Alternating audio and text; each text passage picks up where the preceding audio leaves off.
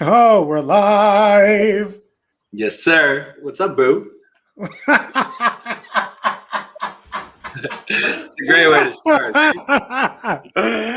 It's so interesting. I don't, especially straight men. A lot of don't call. A lot of them don't call me that.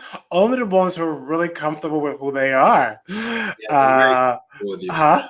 Huh? I'm very comfortable with you. I know you are. Yes, That's sir. what I like about you, because you're so comfortable with who you are, and that's why we get along so well. Exactly. So how are you doing, man? How was your week? I'm good. Well, let's introduce us. Yes. And Tuesday nights with Jimmy and Tom. The first. Tom, the first of many. So we'll start sharing how we even came up with this whole idea, what we're going to be sure about, who we're about. So why don't you, Boo? Why don't you tell the ladies and gentlemen who you are and who do you serve and what you're about? Yeah. I hadn't thought of that. I probably should have, but yeah, I'm Tom, Come and on, I'm just gonna. coach. Yeah, exactly. So you and I have been talking for at least a couple of weeks now, and every week we would catch up. And you have a coaching business, which I guess you'll talk about in a minute. I just left a career as a corporate lawyer to start an outdoor adventure coaching program, and we were sharing stuff about our businesses, stuff about ourselves, and I was also having conversations with other similar people on a regular basis, like every few weeks or so. And we were finding that the challenges that I was going through and the challenges that you were going through and the challenges that our clients were going through, we were having all of these side conversations, all these individual conversations, and there was a lot of growth happening. And personally, I was realizing that the more that I shared and the more that I was open and vulnerable about what was going on, the more that I heard other people were going through the same thing. And then, we could talk about Clubhouse in a minute and everything, but I just had a question as to why these conversations weren't more public. Every time I look on the internet and stuff, there's a lot of conversation being had in the media, of course, and then there's a lot of advertising, but just conversations about what's going on with you, what's going on with me, what's going on with anybody in the world, much like I'm hearing about on Clubhouse. And so we had this idea to just start making these conversations more public. And if anybody else relates to anything that's being talked about, to open up that floor and have that conversation as well, and make it a clubhouse outside of Clubhouse, if you want to call it. Right. So basically, a lot of us is going to be a lot of vulnerability going on here, and men talk about vulnerability because it was one of the probably the common factor that was important to both of us, with relationships, with men, with our careers, with what we're going through. And that key factor was vulnerability. In order to even have those conversations with the other men and people in our life, it requires us to share and open up and get real in order to see how can we support each other. How can we move through those spaces together? How can I help you, even though you're in Texas, I'm in New York, having those conversations in order to spark specifically other men to have these conversations, because it's so important, especially in the work I do. I'm a relationship coach, and I typically work with a lot of high ambitious men who are struggling with vulnerability in their relationship, and struggling even to get into a relationship, because a lot of the times there's a lot of fear, a lot of doubt, a lot of self-sabotage about their success and money and all those other things. And so it's really important to me to have more of these conversations and make them normal. So this is what we're doing. We're normalizing these types of conversations. Yeah. I mean, that was one of the things that I wasn't comfortable with. I mean, where I'm at now and where I was a year ago are like two polar opposite places. I would have not have guessed. Yeah, you totally would not. Neither would I. And the weird thing was that I really don't know what clicked for me or what changed, but I think it was probably once I got into my deepest, darkest places, there was no alternative but to start opening up because I couldn't figure it out myself. And I don't even know if there was something to figure out, as opposed to just relaxing and opening up and seeking support when it's needed. And it was just opening up, sharing what's going on, as opposed to trying to pretend like everything's going well, like I have it figured out, or that if I just have the right strategy, things will start to work themselves out. And instead saying, hey, I don't feel too hot today. Financial insecurity, I feel inadequate. Like I can't accomplish the goals that I'm setting out to achieve. I don't even know what my purpose is. I don't know what opportunities to pursue, et cetera, et cetera, et cetera. That was all going on within the last year. Probably because COVID happened, and everything that I was doing to distract myself from dealing with these things stopped. So whether it was going out to concerts or playing soccer or going to the gym, once all of those things got taken away, I had to sit with myself. And then once I sat with myself, all this stuff started coming to the surface. And the more I shared, the more I started finding out that other people were experiencing similar things. Yeah. There's a lot of things that came up for me, because it's like all of a sudden you don't have all these distractions, the other job, is not distracting you from the thing that you really want to do. Your relationship is on magnifying glass. Like up on the shelf. What are we doing? Yeah. And even friendships, like I can admit, like I had a moment with one of my best friends, and I was like, whew, I don't know if we're gonna make it through this pandemic. Just like, why? What was coming up? Well, there was a lot of reaction on both parties, and I'm taking responsibility of a lot of things, how I'm showing up. We both were on our own like healing journeys and growth journeys. I think a lot of it had to do with around career, and I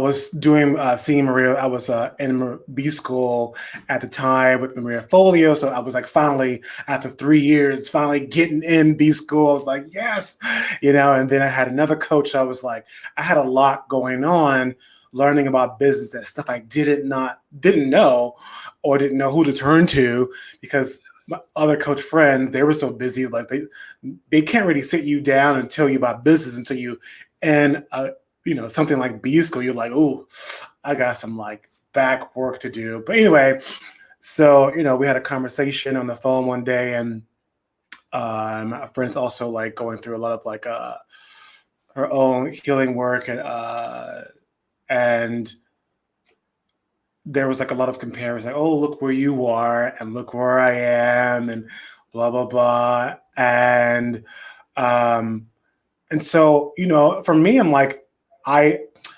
have this thing about like as I grow or succeed, I want to bring my friends with me. I don't want to like leave people behind, but I know that's a trap of like trying to like lug people over. Everybody is in their place, and that was a lesson for me. Like you can't pull everybody up with you. Everybody has to be in their place, and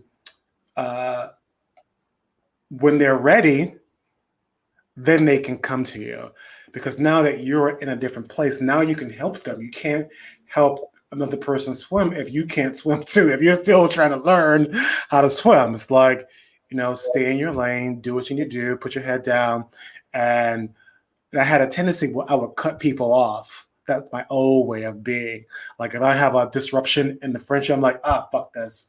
I know this is, and I'm done, but it got to that point. I was like, should I cut this friendship off?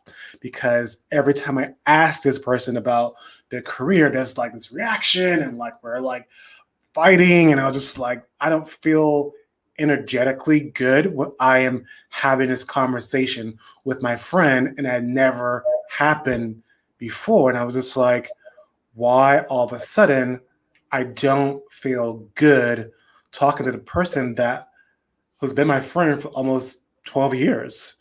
So what was it that didn't feel good? Well, it wasn't didn't feel good. It was like, I guess, the complaining. Who was Like I was, like the other person was the complaining oh, was, yeah. about not moving forward because not doing this, and normally I would say, well, what are you going to do about it? Like, what I've learned is a complaint is a persistent complaint is something that you're unwilling to do or tackle. So what people do, they enroll their friends and family into this complaint to agree with them and say in any form, relationships, jobs, or whatever, and they're like, they want that sort of sympathy, that pat on the back, you're doing, your best, honey, or whatever. And sometimes I'm not like that because I know, especially with friends, I'm like, Tom, what are you doing? What are you talking about? You're not doing this. There's so many things you could be doing. A, B, and C, D, and we literally talked about this last week. And you haven't made any improvement, so you can't be complaining about something that you're not even taking action on But doing. for Huh? you in the relationship, they were complaining about your success, or what were they complaining about? Right, like the fact that they weren't doing anything, and I would say something. Yeah. Like I didn't feel like I was able to fully self-express or question or ask or say, have you tried this? Sure. Even my support was rejected. Have Yeah. you tried this? Have you, and I was just like, wow, I can't be sympathetic. I can't be supportive. I can't even have the conversation. Then what's the point? Do you need to have the conversation? Um, well, I feel like if I am if I have an established relationship with you Yeah. and you're my best friend, I feel like I should be able to have this conversation with you, whether it's uncomfortable or not. At least for me, that's the kind of relationships I want to cultivate. That's the kind of relationships I help my clients cultivate because I know at the end of the day, a lot of relationships, one of the number one things is communication. It's just like big time. That suffocates relationships. And and all of a sudden, if I'm in a relationship where we can't communicate, we can't express ourselves. If I can't express myself, what am I doing here? Yeah. I mean, that's interesting because I'm thinking about like why can't you communicate? Why can't you communicate with your friend? You could. It's just they don't agree with it or they complain about something, Well, right? the conversation doesn't want to be had.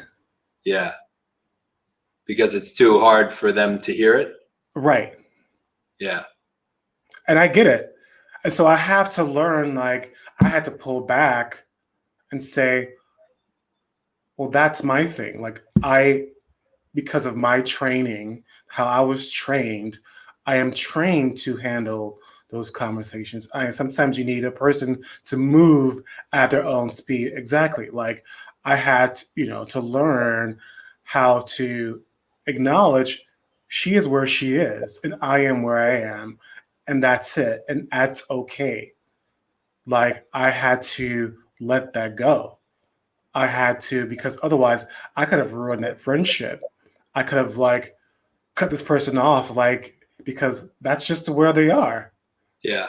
And I have to be okay with where they are. Where they are is not where I am. And that's okay too. And I Yeah. had to learn how to let that go and not be attached to they should be here. They should know better. Yeah. I mean, I would wonder like why even focus on where they're at as opposed to accepting them for where they are and where they want to be. I mean, I think you hit it on the head with the let it go piece, which was huge for me in the last several months, was just holding on to too much, whether somebody agreed with something that I did or didn't do. For me personally, it was about validation. That was really hard for me, that if there wasn't the validation and acknowledgement, then I didn't trust myself. And so when you say let it go and match up, like, where do you think you could, like, did that friendship fall apart? No. It didn't. It's still there. Yeah, we still there. We started to fall back into like an old thing again. Like, Yeah. hey, boo, how you doing? You know. So, And there was no problem in the first place. You went well, right I back. think I think we just needed that time. Yeah. Like And, the truth came out, she actually needed time. She was going through a whole bunch of things. She needed time to be with herself. And I understand that. Yeah. So, I had to, even though that person didn't say that with words, I kind of felt that. And I was like, okay, I'm going to give this person their space. And when they're ready, they'll reach out. And that's what happened. Months later, even though I didn't like the months, Months but I later. was okay. Yeah, but it was good. It was all good. It was okay. Everything that was shared, why they needed that break was told to me. I didn't needed it, but I just was there. They felt they wanted to share. Fine. I was like, okay. Like, I'm glad I trusted myself to one, let go, to learn how to not, well, I did take it personally at the beginning, but learn how to get over that and trust that the 10-year to 11-year relationship we have is solid, you Yeah. know? Yeah, I mean, what I'm hearing is that because before we started this call, we were talking last week about listening, right? And just being curious. And we were talking about the Mhm. Joe Rogan podcast and Clubhouse and like what makes that okay? Like why are those conversations being had and everything's good and there's productive conversation? But sometimes we end up in this rift, whether it's Black Lives Matter, whether it's coronavirus, whether it's politics, and there's just no conversation being had, and it's just butting heads, and there's a big divide, and we're all in our corners. And for me personally, I was feeling inadequate, like I couldn't, keep up with the Joneses, financial insecurity, all of that good stuff, as opposed to just being open and trusting our heart. I mean, for me, it was a big disconnect between the head and the heart. In the head, I was trying to figure out what was going on. I was trying to figure out what the other person was thinking, what they thought of me, what the world thought of me. In my heart, you just tap into what feels good, and then you're more present in the conversation. So it sounds like with your Right. conversation with your friend, you said let go. Let go of what, though, specifically? Let go of what it should be, how it should be. What Like, should it be? I don't remember at the time, but I know for me, when I start to say things like, it should be this way, it could be this way, anything that should, like shoulds, really trips you up and sends you down to the rabbit hole. So when I know I'm in that conversation, like our friendship should be this strong, we should be able to talk like this. I should be able to express myself. I should be able to say anything I want to my friend. We got 12 years. I should be able to you know, fight for this you know, being right. Basically. And when I find myself or when I teach clients this, it's like, yeah, no, like you are where you are, and that's okay. Um, yeah, Hassan, it's like you have to let people make mistakes, of course, right? But when you're in that moment, you ain't thinking about that. And it's happening to you, you ain't thinking about that. Breathe. Right? Getting back to like what you're. I'm like, I'm gonna assume you're getting to this too, like breathing, getting back into the feeling, and like, okay, I am letting this go. And like, because this is running my life in a way, it was running my thoughts. Sometimes couldn't sleep. I even got depressed over this. I'm just like, my friendship is done. One of my closest friends who I want to be at my wedding one day is like, Yeah. and I was like, and that's another thing, like not getting caught up into the story in my head. The stories that we tell ourselves can like really make it worse. I was like, don't do it. Just being with the feeling of what was happening. And I needed to, in that point in my life, I needed to go through that with her. And it helped me grow, and be okay uh, and learning to really deeply trust these relationships that I've built over the years and not be learning to let go of attachment. And And as I grow, I'm sure you know, as a entrepreneur, like learning to let go of these attachments that your career should be going the way this way, not like that I don't know what way way. it's going to go, but I think you hit it on the head with the stories, right? That you created a story, because I think if you look at it, you said 10 years. You were friends with this person for 10 years. Yeah, yeah, right. Yeah, about 10, 11 years. Yeah.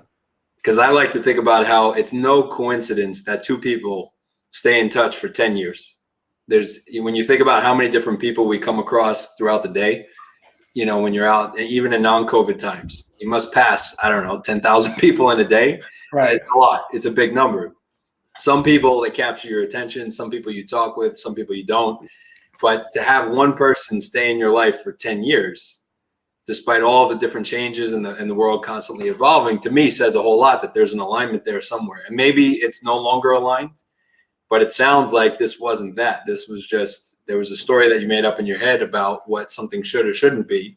And your friend had made something up in their head about what it should or shouldn't be. Mm-hmm. And so then there was just this disconnect.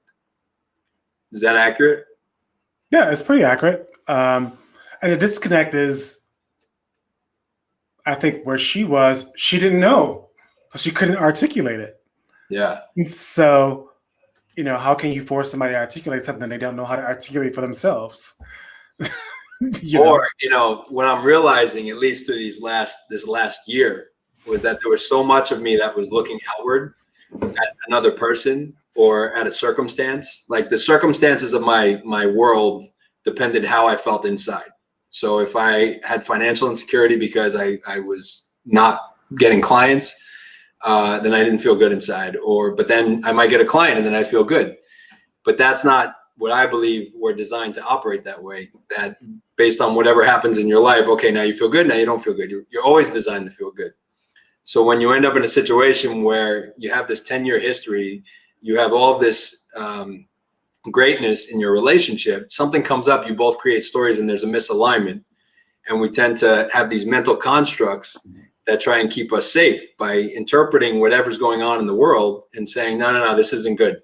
You should be able to express yourself. You should be able to do this. Right. You should not have a problem with whatever it is that you're saying. And then Right. we miss what's actually going on. And so we get into this fight. And so now we're both engaged in this battle where my mental construct is trying to keep me safe because I feel inadequate. And so I'm projecting that out onto somebody else. And then maybe the other person's doing the same thing. And all the while, we realize that all this energy is getting tied up in it. It's not even true. It doesn't even make any sense. Right. We get so caught up, and again, going back to the stories, it's basically self-sabotage, and then that self-sabotage grow, and it is, nicely said by Ramis to Tom. Yeah, and big shout out to Raj. I miss you guys, and Hudson, great guys. And like I had a friend of mine, that moment prepared me for this other moment that just happened recently. A friend of mine, he just lost his dad to the coronavirus, and he's Indian, and he had to go back to India, and he finally came back, and we had a talk, and he was like, we were doing FaceTime. He was like all over the place, and and I was like, can you just be with me in this moment with you? So I kind of was still, and we were talking, and so I just basically said, I love you. It's not your fault, and and all this other stuff. And then he said, I'm finally gonna. This whole thing is telling me I want to go to therapy, and I was like, oh, well, what made you interested in therapy? And he stopped talking, and so I felt myself was trying to well, he's not my best friend, but we're close. He's we're on that cuff, but I always felt myself say, well, he should say this to me because we've had deep conversations, and I was just like, okay, whenever you're ready. He's like, yeah. I was like, okay, great. And then that was it. And I never thought about it again. I never pressed it. I didn't lose any sleep over it. It just, that previous moment with my friend helped me with this moment with this friend right now. Yeah, and I see where ours says, we live 24 hours in our head, lots of scripts happening there, not all reflecting the actual reality. Right. And we're 25 minutes into it now. Just to go back to the beginning, the whole point of the conversations that we're having here was that what you're sharing now and what I was sharing with other friends, we were having conversations on a regular basis, realizing that the more that we opened up about the experiences that we were going through, the challenging ones, the vulnerable ones, the ones that we don't really want to broadcast on social media.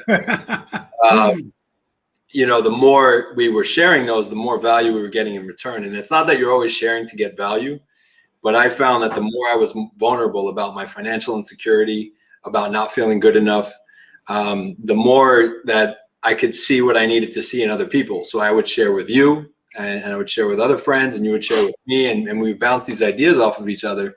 And that was how I got to getting out of a depression and getting to something that would get me into a better place. You say with Hassan, bro? No, don't forget, when the show gets big, I get a free shirt. Well, to close the loop on the whole comment there, is that it's not just the Tom and Jimmy show, right? Like, what our intent here is to just talk about these things, make them more public.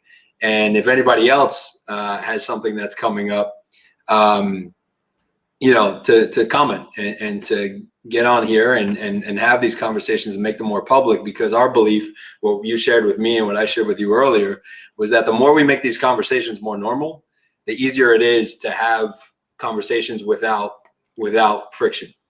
Right. For people to share, if there's somebody who was deeply affected by the coronavirus, somebody who was deeply affected by the Black Lives Matter movement, to make these conversations more normal, as opposed to the attacks that we see in the media and letting the media drive the bus, making our own media. And Right. there's no form that has to come in. It could be Clubhouse. It could be, a conversation on the live stream. But that's just what our intent is here, right? Right. And so I will share this little tidbit. So we were creating the night, and I was like, "Oh, it's like Tuesdays with Murray," and he goes, "What?" All right, share the Tuesdays with Murray story. I didn't even know about it. He was like, "What is that?" I was like, "You don't know Tuesdays with Murray?" He was like, "No." So Tuesdays with Murray is, if you go on Amazon, look it up. It has like 15,000 comments.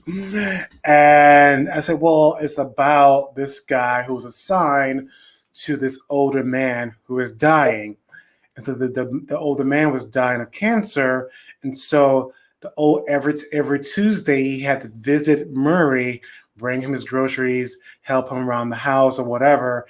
And Murray would share these life lessons with him, and it was exactly at the right moment, at the right time, by sharing these vulnerable stories with the other character, that the guy grew and expanded to become successful and become more deeply connected to his kids and his wife and life and stuff like that. So it was like sort of a great segue to do it on Tuesdays, and sort of kind of little inspired by the book, even though I know Tom hasn't read it, Tuesday with Mary. I'm in the middle of it. Are you? Yeah, I mean, I bought it. I'm starting to get it. There's like a whole bunch of other books that I'm trying to get through. I have like completion theory that I have to like finish one before I start another one. I need to let go of that. Speaking of letting things go. But that was what you brought up for this whole Tuesdays idea. And then I don't know if anybody's watched True TV and Practical Jokers. It's like one of my favorite shows. They went through the pandemic, they couldn't shoot anymore. So they came up with this idea to do Dinner Party. And Dinner Party was a live stream. It was a Zoom call. And they came up with a cuisine. There's 4 guys, and one of them would come up with a cuisine for the week. And then everybody else would have to make that dish or order it. And so it's on True TV. Big shout out to Impractical Jokers. I just love those guys. They're from Staten Island, some New York guys. And we thought, similar things, similar conversations, and just making this more normal. So it would be great to have more participation, because frankly, I love you, Jimmy, but if I had to talk to you every week, I would go crazy. Oh, wow. No. Wow. No. It's it would be great to have more participation and more conversations like this every week. So every Tuesday at 8 p.m. Eastern, right? Did we say 8 p.m. Eastern, 7 p.m. Central? 8:30. 8:30. We meet at 8 Eastern. Definitely not a schedule guy, so I have to rely. I know. I was like, is this on the schedule? I'm like, we gotta get this on the schedule. Raj, you're up. You're up next week. I'll ping you after this, and we'll pick a topic for next week. And we'd love to see more participation. Okay. Anything else? No, I think we hit our goal. And we'll tell people how they can find you. For me, it's I'm like social media inept. I like if you look at my Facebook profile, it looks like I'm a grandfather who just hasn't posted in 100 years. I don't know what to post. I'm really working on it. It's like I have to get a book or something. I don't know to tell me how to do this. But just Facebook Messenger is the easiest. Clubhouse. I have an Android, and they haven't got. Oh, that's right. So what's your Clubhouse name? Is there like a username or something that people can find? It's Jimmy Allen, or it's either Jimmy Allen or Jimmy Allen Coaching, or you can just send me a DM or something on Facebook or Instagram. Same thing, Jimmy Allen. Jimmy Allen. So on Facebook, it's Jimmy Allen or Jimmy Allen Coaching. Facebook, I mean, it's both. It's Jimmy Allen Coaching. Instagram is just Jimmy Allen, and then Clubhouse is just Jimmy Allen. All right, cool. All right, buddy. So I guess we'll figure out next week. We'll have to figure out whether we're doing like a dinner party or something. I brought my wine this week. I know for you it's on the weekends. Okay. So maybe I'll shift it to Tuesday. All right, yeah, shift it to Tuesday or come up with a cuisine. We'll figure it out. Okay. All right. All right, buddy. Much love. I'll talk to you next week. Okay.